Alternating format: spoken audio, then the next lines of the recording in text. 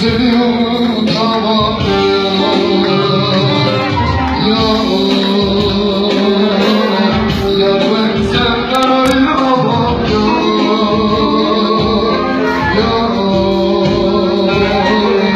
inan seni unutamam ya. Gelsen, gözüm yaşım silsen ya,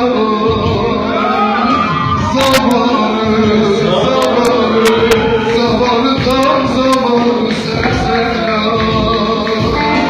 Dönsen, yaralı sevdana dönsen ya.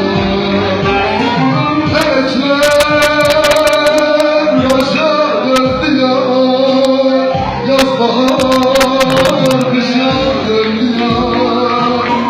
Evetler başa döndü ya, yaz bahar kışa döndü ya.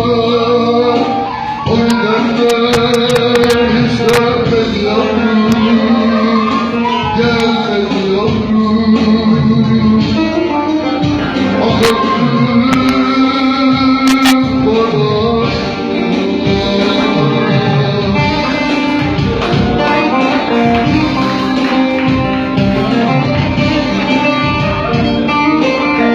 çok uzaklardan gelip çok uzaklara savrulmak sevda yapıyorlar. Biz asi umutlar besledik yüreğimizde, hesapsız yüreğimle pazarlaksız yüreğine katkısız. Şimdi başımı taştan taşa yüreğimiz hoştu sevdalara çıldırıyorum. Yoruldum ve yanıldım, yoruldum ve yanıldım, bu ne?